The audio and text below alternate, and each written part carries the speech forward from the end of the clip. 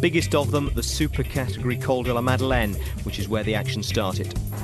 Well, it sounds that the race radio is now cracking. This is Cadel Evans has cracked in the yellow jersey here.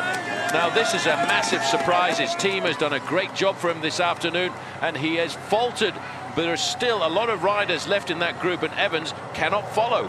And look at this now. The reason Cadel Evans has cracked big time is they've spotted the weakness, and the pace has been lifted by Astana. Well, Phil, the team obviously believed in him. They did all of the pacemaking, but he's obviously having a bad day. I've told you so many times throughout history that there's always a strange reaction to the body the day after a rest day, and I wonder if that's what it is for this man, Cadel Evans. He is faltered, and he's left so many other riders in front of him. He must be having just one of those days which the French call un journée sans. Now there is Contador in second position. Right behind him, though, is Andy Schleck, and Sammy Sanchez is trying to come across in the orange jersey.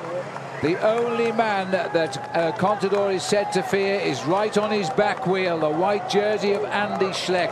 Schleck says, I want yellow. Well, he's about to receive it now because he's the next candidate if Evans drops.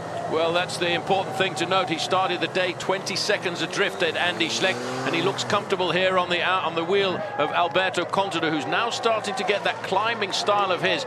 Trying to come across the gap there in the orange is Sammy Sanchez. He's in difficulty, Olympic champion from Beijing. He was the man who finished second. There's a move by Schleck. Oh, maybe he's reacting to the criticism of Avoriaz when they said he should have attacked a long way out from the finish and got his time. This time he's giving it a go. He's finding out just how strong is Alberto Contador.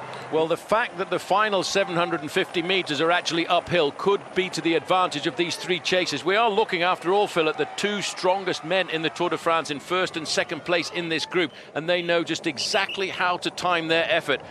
I'd have to say, Christophe Moreau just sitting there, he's in the armchair situation here because he has sat on these riders since they caught him on the descent of the Col de la Madeleine. There they were, just around that corner. Poor old Sammy Sanchez can't quite get in onto the stage of this one. On the river on the right, they're going under 1 kilometre to go now.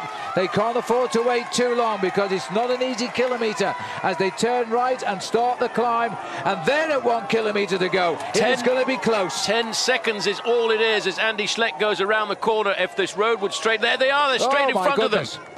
Well, this is going to be, and look, somebody's going to have to make a run at him now. Moreau will not want to do it. He's probably willing his teammate Sanchez to go, and he knows that if he doesn't, he's going to have to go and try and win the stage for himself as the oldest man in the race. And now, do they realise that they're right on the back wheel? I'm not sure they do, because Andy Schleck is right alongside them, through on the inside. The crowd are going ballistic here now. Schleck is going to read out the two Case de Parn riders. Well, they timed the catch, but it wasn't the bunch. It was just three riders today as they swing for home now. Which way is this going to go? Well, Damiano Cunego's right up there in the ideal position, Phil. He's a great sprinter. Contador wants to try and get himself a stage victory if he can. The sweeping bend. Look at that, going round the corner. Luis Leon Sanchez tries to get himself into position, but still Damiano Cunego, Phil, is sitting there. The finish is just around the corner there. Well, what an amazing scene here in Saint-Jean-de-Maurienne. A massive crowd. Why did we never come here before? I'll never know. Sandy Cassar is opening up the sprint now. He's got Luis Leon Sanchez on him. Here comes the Petit Prince. The little prince is going for the inside corner. He won't get that. Sandy Cassar is too wide. The finish is there. Sandy Cassar knew all about that for sure.